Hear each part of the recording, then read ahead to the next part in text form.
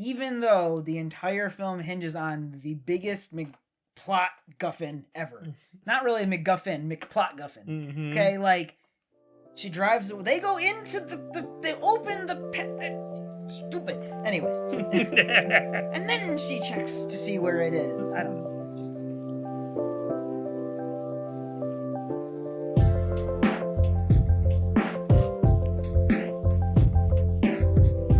Hi, I'm Matt. And I'm Randall, here with No Market Media. So you guys may have noticed in 2019 we kind of did a goodbye 2019 video, and then in 2020 we didn't. Well, okay, I think you guys all know why we didn't do a 2020 video. Let's be honest. But 2021, we're gonna do a goodbye video similar to our 2019 one. Some categories coming up, so sit tight and let us know if you disagree with anything down in the comments below. But before we go any further, if you like this review, be sure to give us a thumbs up. Also, be sure to hit that subscribe button and ring the bell to get notifications on our latest videos.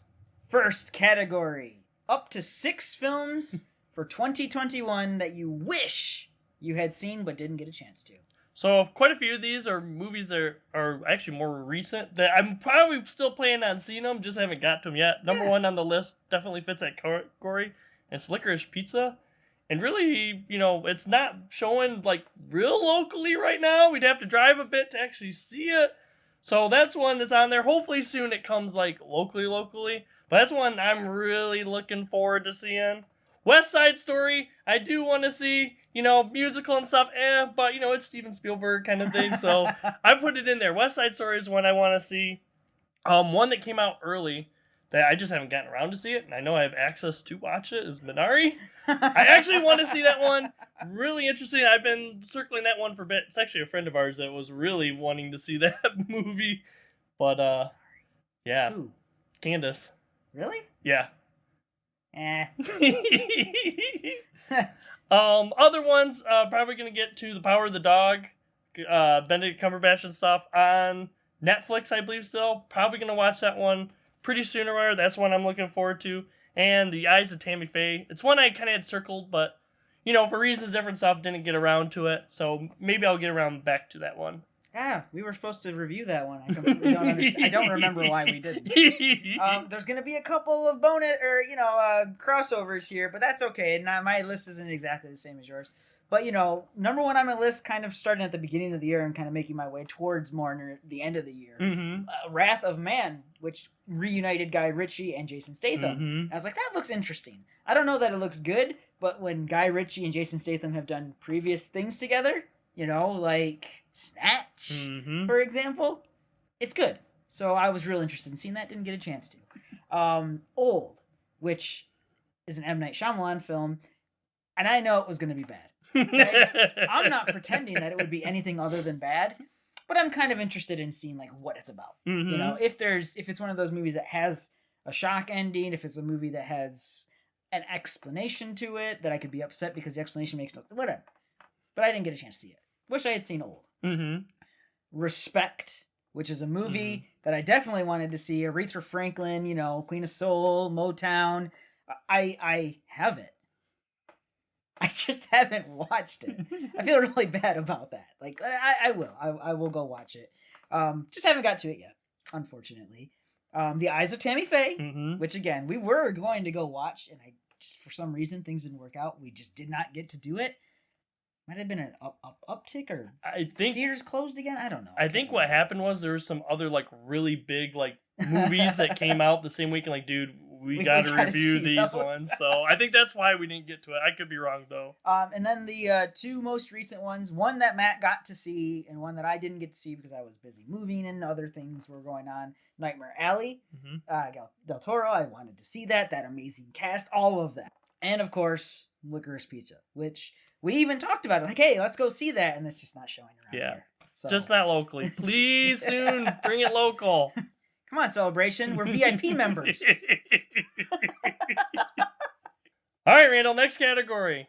What was your most anticipated movies for 2021, and did they meet those expectations, I guess? And we get 2. We get a runner-up and a winner. So, this is the winner's no no mistake, it's obvious, but the runner-up for me is No Time to Die. Okay.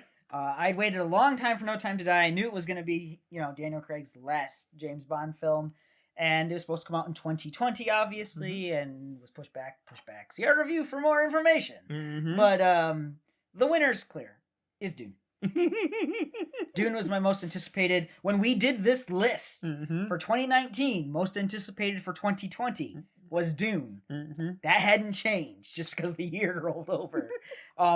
Both movies did live up to my expectations. I might have had some qualms here and there, but both of them absolutely lived up to my expectations. So, Matt, what about yours? I'm in the exact same boat as you, and same thing. If you'd watched our 2019, video, you'd know. For runner-up, with No Time to Die, I guess I'd also put Top Gun, but Top Gun still has not come out yet. So, No Time to Die, and then number one is Dune. Yes, I mean, Dune, I think, got better every time I watched it. So, yes, it did live up to expectations for me.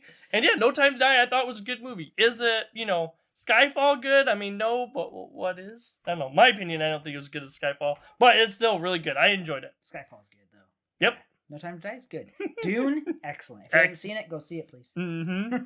From most anticipated to most underwhelming film, pick two, winner and a runner-up. Okay, so I guess my runner-up would be Eternals. I was actually pretty excited for it. I hadn't read the Eternals, but, a lot of my friends or whatever were really building up, and there's good things being talked about this movie before it came out. It was an okay movie. It just didn't knock the socks off me. It wasn't a Guardians of the Galaxy thing. I guess that's what I was expecting. Like, oh yeah, Guardians of the Galaxy kind of feel. Yeah, it wasn't that. Nope. So for me, that was the low. But my number one, I think, is like Mortal Kombat, and I think the reason it is, yeah. Okay. Well, so before the movie came out, I saw like the first scene, the opening scene that we get with like Scorpion and Sub-Zero, and loved it and thought it was great. And when I watched the movie, same thing. I'd already seen it, like, this is great. And I was expecting the rest of the movie to be like that. And it wasn't. So I guess that's why I put it on that one. It's kind of like, oh, man, more of that would have been great. But we didn't get any more. And I saw the best part of the movie. That's true. That's true. Put the best part out for free and people will spend their money to come see the rest. Yeah. Well, I'm surprised that one's on your list, but I can understand why. So for me, two completely different movies. Runner-up is Godzilla versus Kong. Like, for some people, I know they really liked it because it was that was just what they were there for, the bashing and everything. But for me, it just didn't fit with the previous films. I'm like, this is supposed to live inside of a universe, and it doesn't. It just doesn't, and it was kind of a little bit of a mess, so it's kind of underwhelming. Looking forward to it, even though I don't know why, because King of Monsters wasn't that good. I mean, that's, from our 2019 list, that was like my most disappointing, so that's why I wasn't really looking forward to Godzilla vs. Kong, even though I would have been jacked for it. Now, this one, my winner, I know it came out technically Christmas 2020, but it was 2021, okay? Close enough. Wonder Woman 1984. That movie's just bad. It's just not a good film. I mean, and you can tell, like, as soon as that movie came out and things were getting bombed, and then you started seeing headlines for Patty Jenkins and the Rogue Squadron movie and how that's, like, maybe not, it's on hold indefinitely now. I'm like, you could see that when 1984 came out, Disney was like, whoa! on Patty Jenkins. It just was not good. I'm sorry. It's kind of funny. When I was actually filling out this list, I put down Wonder Woman 84 until I realized, like, oh, it did come out in 2020. So, close enough. If I had gone your route, it would have been the exact same. I was, like, so hyped for that movie and so disappointed. All right, Randall. So what was your biggest surprise of 2021? Two of these two, huh? All right, my runner-up is Malignant. So surprise doesn't necessarily mean surprise in a good way all the time. Sometimes surprise means just surprise in, like, oh, what was that, Malignant surprised me because it was so, I don't know. If you watched our review, you could see our confusion. Like, what is this supposed to be? And at this point, it's pretty well established. It is exactly what it's supposed to be. It's supposed to be a B camp movie, blah, blah, blah. Yep. But when I first watched it, utterly surprised by it. But my winner, unexpectedly, by a long shot, is Free Guy. I did not expect to really like Free Guy. And instead, I did really like Free Guy. I found it really refreshing. Great take on it. Ryan Reynolds' stick and all of the stuff that was put in there, and Stranger Things guy, Joe Creary or something. Sorry, I'm whatever. Great job. Very interesting, and again, just took me by surprise. I didn't know I was gonna like it. What about yours? People are gonna think that we're copying off each other. We did not. We did not. We did these separate. My runner-up also is *Malignant*. Ooh. I did not expect this movie to throw like every horror genre in the book at this, everything, and yeah, I still don't know how to quite feel about this movie, but it is memorable. This isn't a movie that I'm gonna forget anytime soon. And I think that really, surprised me. I thought it was going to be like one or a certain thing, and it definitely wasn't. And, that's by design. So, yeah, *Malignant's my runner-up, and, yeah, Free Guy. I thought this was going to be just a complete retread of, like, Lego Movie or, Ready Player One. I did not expect to enjoy this movie as much as I did. And, a little, foreshadow, even though it's not, like, my favorite movie of 2021, but it's definitely the movie I think I might have had like the most fun watching, and I wasn't expecting to have so much fun watching this movie. It is fun. I guess that's one of the biggest things about it. It's fun and good. It tells a good story. Yep. Good characters. Like it. We're not copying each other, seriously. We are not. The worst overall film of your year. All right. So I did a runner-up, and I actually told you this a little bit like off camera when we were like coming up with stuff. Thunder Force. My mom enjoyed this movie. I did not enjoy this movie. Thunder Force just didn't work for me. And the whole, crab thing or what? Oh my goodness. Yeah, that stuff just like, what the heck is going on in this movie kind of thing. Yeah, so for me, But to me, oh my goodness. Not that I guess I'm really surprised, but the worst movie for me, I think, was Space Jam: A New Legacy. For me, this movie was just straight up like, hey, Warner Brothers, we're just going to talk about all of our properties and show our properties. Yeah. I don't think this movie really told the story at all, and I didn't think LeBron James was that good in this movie. He's had better performances, I think, in other things that he's shown up in. You say that like Michael Jordan wasn't good. No, he wasn't good either. But, yeah, I was not a fan of Space Jam: A New Legacy. Well, not copying each other, swear. My runner-up for this category is also Thunder. Like, it's got a couple of points, but really, it's just not that good of a film, and the premise isn't even that interesting. Like, it's just, and I guess it's supposed to be a comedy, but it's like, you're not laughing with it, you're laughing at it kind of comedy. I don't like that.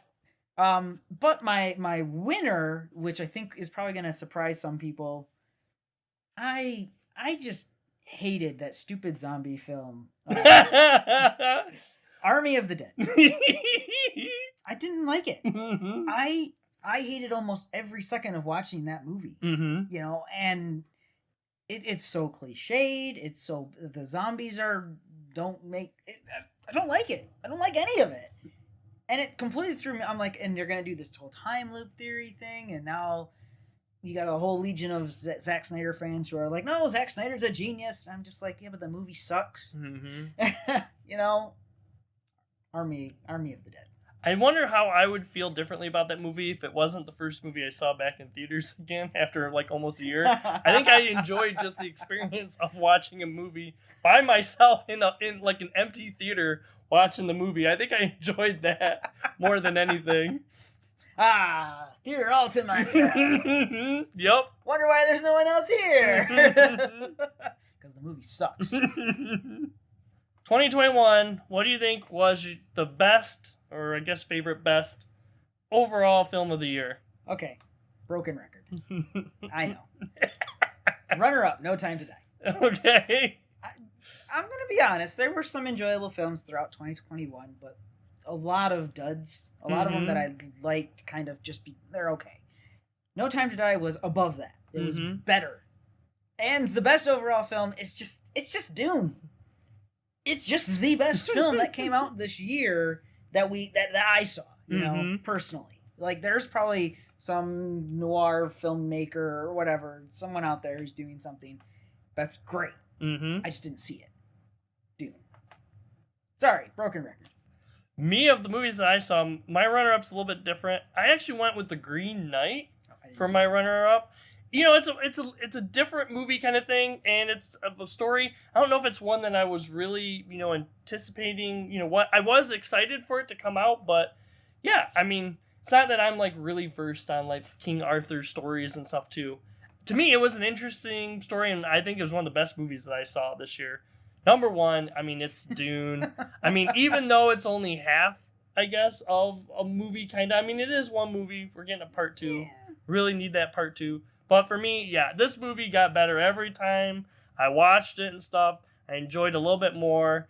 Yeah, this is the movie that, of all the movies that came out this year, this is the one that I could keep watching. We'll probably watch it after we're done filming this. Just throw it on. Just throw Dune on. Your best overall performance of the year, what did you think? All right, so this one was kind of hard for me, I think. I don't know, with 2019 and stuff, there was definitely ones that really stood out for me, especially since I think some of them were ones that we like just saw, you know, right before like recording and stuff. Like, yeah, that was like a really good performance. I don't know that a performance really stood out for me, so I guess my runner-up is McKenna Grace or whatever, who was in Ghostbusters. I actually liked her character and stuff in it, you know.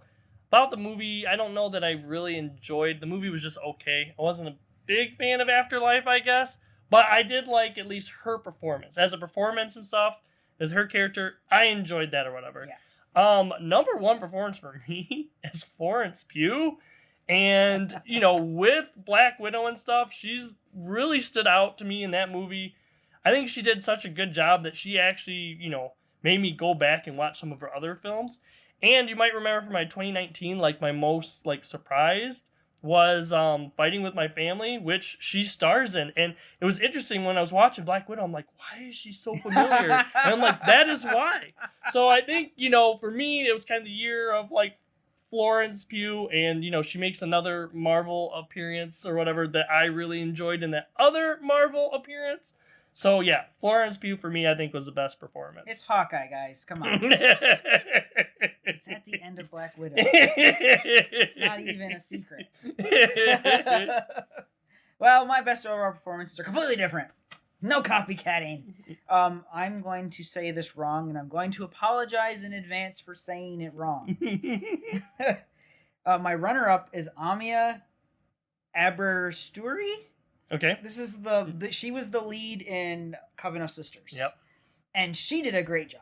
She did this, like, being able to move from, you know, person who's super confident back to person who's really, you know, trying to just take care of all of this, you know, group of women and everything, and then just coming up with this plan. She's very witty. The way she manipulates the situation. Her performance in Coven of Sisters is great. Really good. I really enjoyed it. And could have potentially been my number one. Except for before I finished my move, Spectrum said, oh, you have to do same-day shut-off. And I couldn't sit there and binge on Netflix or YouTube, so I went to see House of Gucci. And I was like, all right, I'll just go see this. And that is where I get my winner. Plural, I'm cheating. Because it doesn't work if it's just one of them. Lady Gaga and Adam Driver in that film. The whole film is just filled with amazing role. Like, you look at Jared Leto in that, and you just think, that is not possibly the same person playing Morbius. That is not possibly the same person who played the Joker in Suicide Squad. You would never know. But Adam Driver and Lady Gaga, I'm sitting there like, I believe they're Italian. I believe it in my soul that they're Italian. They were awesome in that film together. Yeah, it's funny. I haven't seen House of Gucci, but when making this list, I was thinking that too. I'm like, you know what? If I had seen that, I bet you Lady Gaga probably would have made it. Just from what I've seen of like the trailers and stuff, it's amazing. And hearing, you know, the people that made the movie just talk about how good Lady Gaga was in that film. Yeah, that's one I'm gonna be watching pretty soon. I hope. good. It's good. Little dramatic, but it's good. What are like 3 movies that you are most looking forward to in 2022 now that we're looking ahead? Oh, 2022. And I only get to pick 3, so mind you, 2022 is a real busy movie year. Mhm. Like, it's a lot of still pushback from everything. I only just found out about this one. You are the one who let me know about this one. And I can't wait to see it. Everything, Everywhere, All at Once with Michelle Yeoh. I look at that trailer and I'm like, I want to see it. It's like an A24 film, and they are just doing all this crazy stuff, like the Midsummer and everything. And I'm like, I want to see that. I want to see Michelle Yeoh in that part. Yes. Sign me up, basically. Knives Out 2. You'll remember real early when we started our channel, Knives Out came out. And it's like our second or third video, basically. And we really liked Knives Out. And I'm like, okay, Knives Out 2. It'll just be following, Daniel Craig's character, because that makes the most sense. You can't follow this family, this very dysfunctional family around. So I'm really looking forward to Knives Out 2. And my most thing that I'm looking forward to, Doctor Strange and the Multiverse of Madness. There's a lot of Marvel stuff coming out, but I'm more interested in the characters, call them legacy characters, the characters that are established already, and where we go forward with them, than a whole bunch of new introductionary characters. I'm like, nope. I'm invested in these characters, but also Sam Raimi's directing this film. Yep. And I am so looking forward to Sam Raimi back in Marvel and in the MCU proper and all of that. And that is it. I'm looking forward to that hardcore. Me, I guess I'll also pick a Marvel film for like the same reasons, but it's a different Marvel film. Thor. It's Thor: Love and Thunder. I had a lot of fun with Ragnarok. That was like a big surprise. I just had so much fun watching that as a Marvel film. And, Taika is back doing, Love and Thunder again. So, yeah, same thing too. Totally understand with the Sam Raimi stuff. Like, I'm excited for that too. But, when it comes to Marvel, I think Thor: Love and Thunder, I got in there. Another one, it's kind of interesting. I was not looking forward to this movie when it was announced. But after seeing the trailer, I'm intrigued. And that's why I'm putting it on this list. It's Lightyear. I'm hoping it's going to be a different take on a Pixar film. Probably not. It's probably going to be same old, and it's just, good marketing with the trailer and stuff. But I'm hoping this is something different and is actually kind of like a deeper movie. Like, hey, is this like an Andy, like, watching a movie kind of thing about, his childhood? Is it going to be a take on, like, what we're seeing so much? Like, stuff that we enjoyed as kids being remade or rebooted into movies and stuff. I'm hoping that's the route they go. That's why I'm at least interested. That's why number 2. Number 1, I don't know if this is going to be a good movie, but because of who it is and stuff, it's my number 1. It's the Batman. You know what? I love Batman, and Batman's let me down in recent movies. So I'm really hoping that Batman brings me back in. I'm at least intrigued to see, what they do with this. Different take. We're getting, another Batman, Catwoman, even though I think, Batman Returns, it was excellent and it did it fine. But, I'm interested to see this. And yeah, Batman for me is my number 1. So the Batman, I'd be more interested in it if Warner Brothers could just figure out what they're actually doing with DC properties. Are you just going to be making good films like The Joker? Is that what we're going to be doing? Fine. But then why are you also making a Flash movie and with Michael Keaton's Batman? And no. I'm not excited. I wonder if they're just using the Flash to like try to play it both ways. Where they're kind of like, well, the Flash opens up multiverse, so we can have like some connected movies, and we can have other movies that are not connected because we created a multiverse. I don't know. They're so bad at it. They're so bad at it. I want to be excited for the Batman. I want to be, but DC films in general are just so frustrating. I can't. Yeah, me, I don't know. I'm opening myself up probably for disappointment. I know that we're like going in like, you know what, with the recent track record, it's probably not going to be all that good. But, I'm hopeful. Bring Batman back for me. Bring Batman back. All right. Last category of this video. Matt, we did most anticipated. What are we looking forward to? Now, I'm adding a category for this year. What is the 3 films that you're least looking forward to in 2022? Okay, well, number 3 is a disaster movie that we've been seeing trailers for quite a bit or whatever. I think if you go to the movie theater now, you will see a trailer for this movie, and it's Moonfall. I am not looking forward to this Roland Emmerich film. Nothing about it really interests me at all. No. Nothing I've seen, really. The premise, nothing. Not really interested in this movie. We'll probably see it. It's a disaster movie and stuff. Maybe we'll see it and see. Maybe we'll be surprised. I don't think we're going to be surprised. So that is that one. Number 2 is the untitled or not yet titled Mario film. Oh my goodness. Yeah, I don't know. I mean, yeah, we're getting a lot of like big name actors or big name people voicing characters in this movie. I really don't know anything about this movie other than that. Maybe it's animated or something. I think it's animated. They're voicing it. So, I mean, yeah. Yeah, I'm not looking forward to that Mario film. I mean, Super Mario Brothers wasn't that great, even though we saw it as kids and have nostalgia for it. But that wasn't that Hoskins. Good. Come on!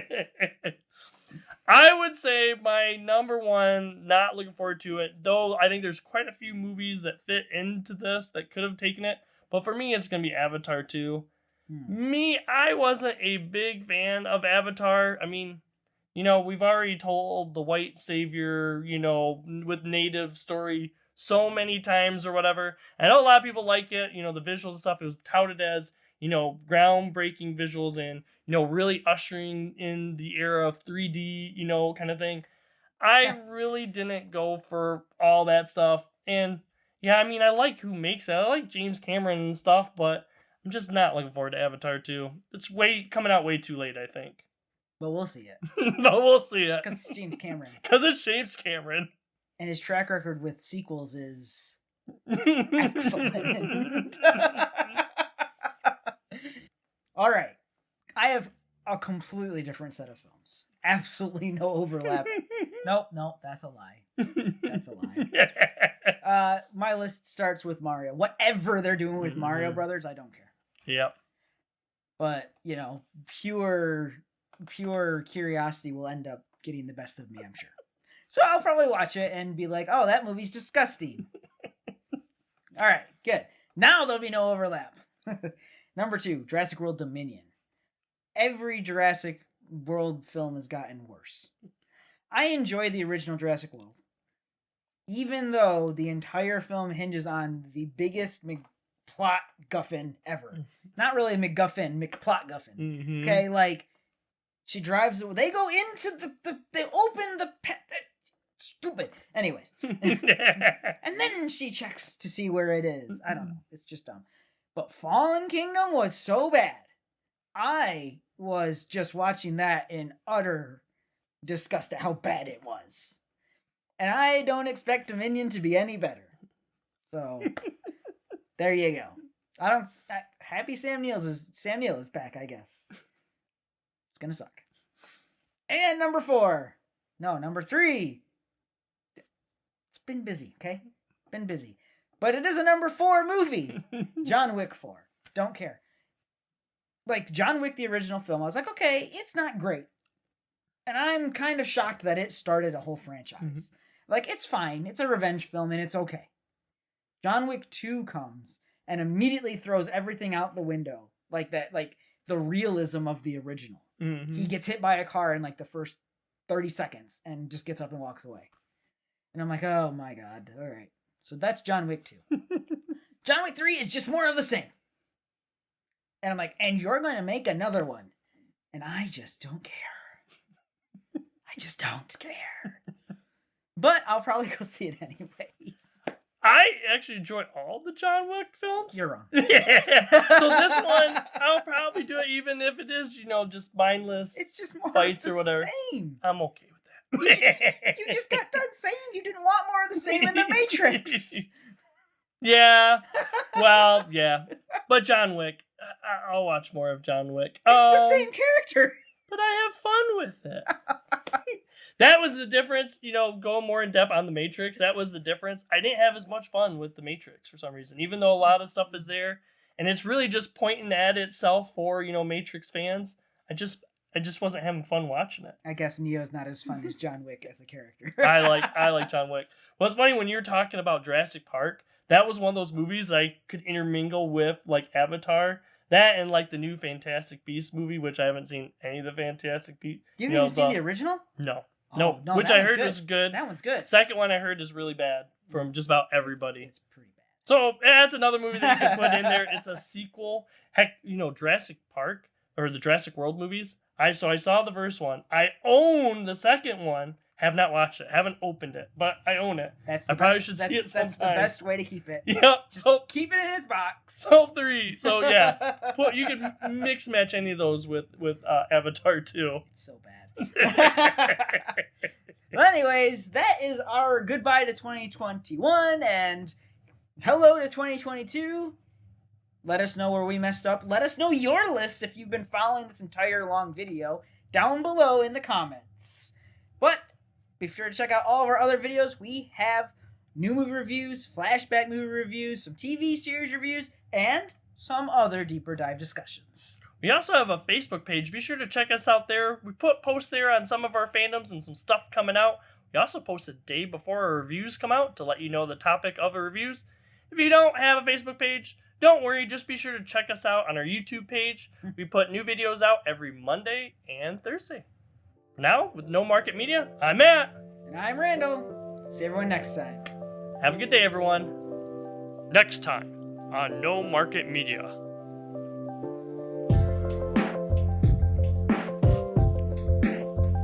Please consider checking out some of our other videos.